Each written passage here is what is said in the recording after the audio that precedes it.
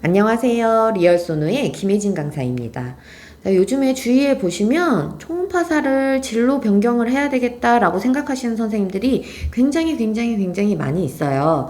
근데 이 초음파사로 준비를 하시기 전에 무조건 공부를 먼저 하시는 분들이 있는데, 그렇게 공부를 먼저 하시게 되면 나중에 또 다시 진로를 변경하실 수 있거든요. 왜냐하면 우리가 파트가 크게는 제너럴 파트와 에코 파트로 나눠지게 되는데, 에코가 적성에 맞는 선생님들이 있고, 그리고 어부 도메인이 적성에 맞으시는 분들이 있어요. 에코가 또 적성에 안 맞으시는 분들은 에코를 하다가 너무 힘들어서 나중에는 결국에는 또 어부 도메인을 또 공부하시고 그렇게 되는 경우가 있기 때문에, 우리가 초음파사를 하시기 전에 가장 중요한 거는 준비 단계에서 어떻게 준비를 하냐에 따라서 선생님이 추후에 또 다시 진로를 변경하는 일이 없다는 거죠. 그래서 오늘은 초음파사를 하는 방법에 대해서도 중요하지만, 그 전에 선생님들이 초음파사를 하기 전에 내가 생각해 볼 문제들, 준비는 어떻게 해야 되는지에 대해서 저는 설명을 드리고 싶었어요. 그래서 오늘 이 시간에는 그런 준비해야 될 것들, 체크해야 될 것들에 대해서 제가 설명을 드릴게요. 자, 우리가 첫 번째로 초음파사를 하기 위해서는 어떤 게 필요하냐? 바로 면허증이겠죠. 방사선학과를 나와서 방사선학사 면허를 이제 취득을 하셔야 이제 초음파사를 하실 수 있는 자격이 생기시는 거예요. 그래서 초음파사를 하시고 싶으시다 그러시면 방사선사 면허에 합격을 하셔라. 그 첫 번째. 그리고 이제 첫 수를 뜨셔야죠. 첫 수를 뜨시기 전에 가장 먼저 하셔야 될 거는 본인의 성향이에요.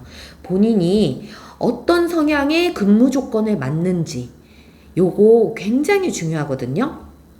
예를 들어서 저 같은 경우에는 워라밸을 중요시하는 편이어가지고 일은 적게 해도, 그러니까 근무 시간은 짧아도 페이가 적어도 근무 시간 짧은 거를 선호해요.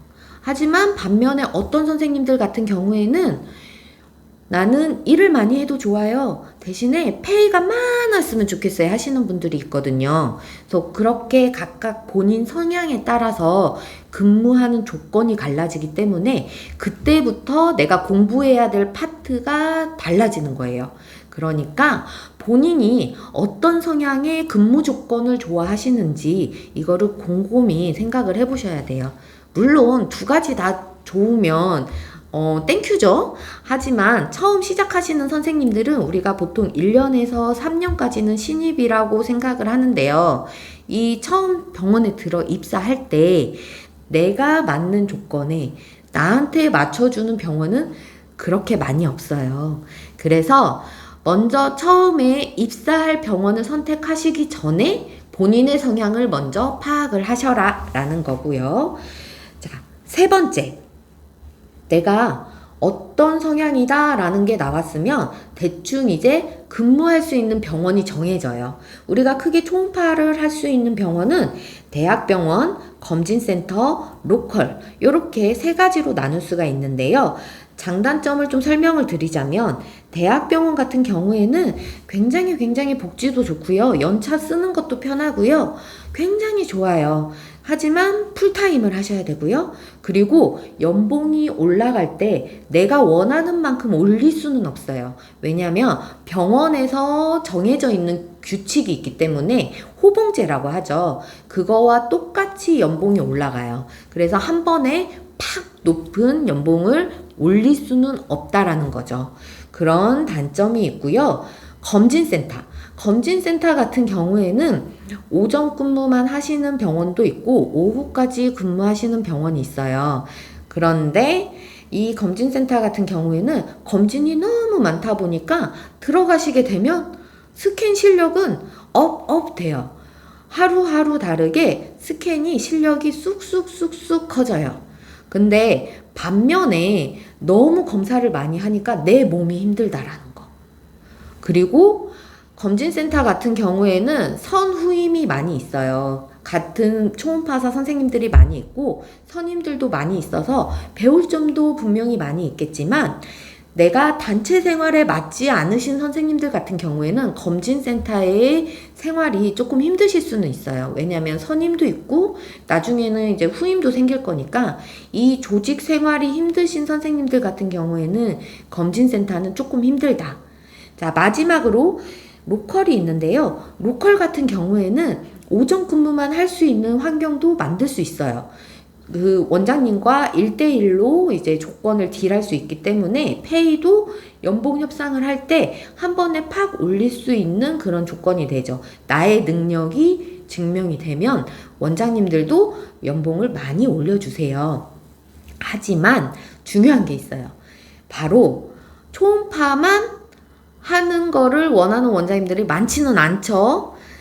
엑스레이 촬영을 같이 또는 BMD랑 이제 일반 촬영이랑 같이 하는 걸 원하시는 원장님들이 많이 있으세요. 그래서 개인 로컬에 처음에 취업을 하시게 되면 일반 촬영도 같이 하실 수 있다라는 거, 요것도 주의하셔야 된다라는 거예요. 그래서 각각의 내가 취업할 수 있는 병원의 장단점이 있으니 본인의 성향을 파악을 했다면 그 다음에 어떤 병원에 취업을 해야 되겠다라는 걸 정하셔야 돼요.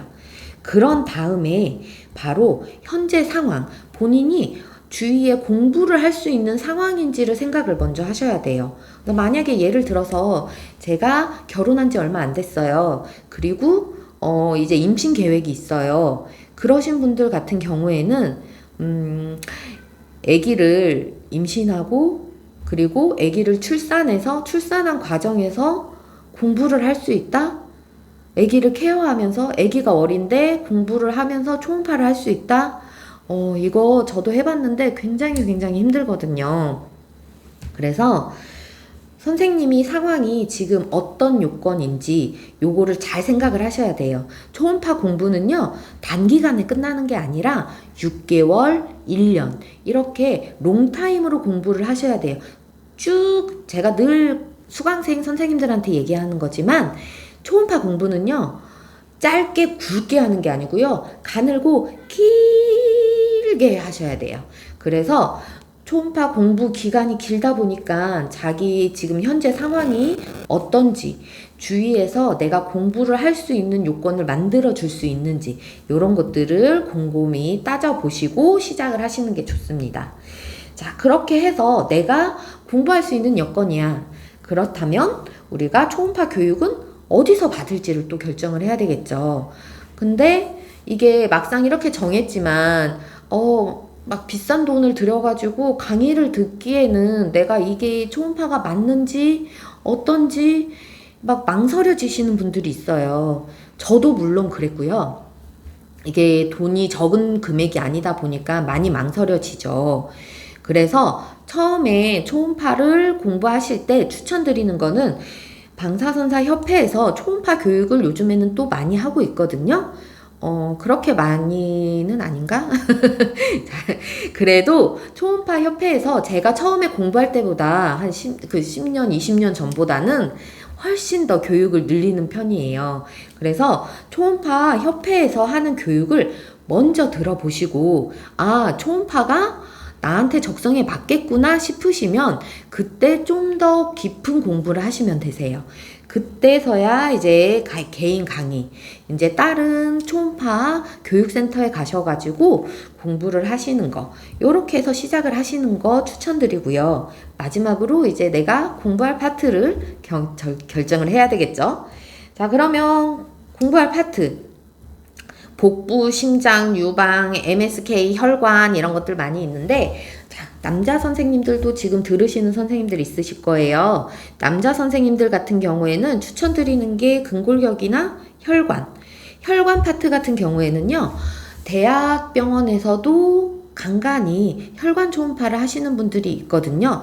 남자 선생님들께서 많이 하세요. 그래서 혈관 초음파는 남자 선생님들께 추천을 드리는 파트고요.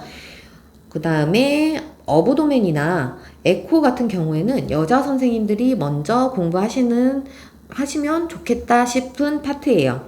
그 중에서도 에코 같은 경우에는요, 우리 대학병원에 취직할 수 있는 확률이 높아져요. 그래서 나는 좀 무조건 로컬 말고 좀 큰 병원에서 일하고 싶어요 하시는 분들은 에코를 먼저 공부를 해보시는 게 좋고요. 그리고 복부 같은 경우에는 개인 로컬로 나는 가서 편하게 나중에는 오전 근무만 하면서 일을 하고 싶어요 하시는 선생님들은 복부를 공부하시는 게 좋아요. 그래서 이렇게 초음파사를 하시기 전에 무조건 공부를 시작하시지 말고 준비를 하셔야 되는, 체크를 하셔야 되는 항목들을 제가 오늘 설명을 해드렸어요. 오늘 설명드린 게 선생님들이 초음파사로 나가는 길에 좀 도움이 되셨으면 하는 마음입니다. 자, 오늘도 좋은 하루 되셨으면 좋겠고요. 저는 다음에 또 좋은 내용으로 선생님들 찾아뵐게요.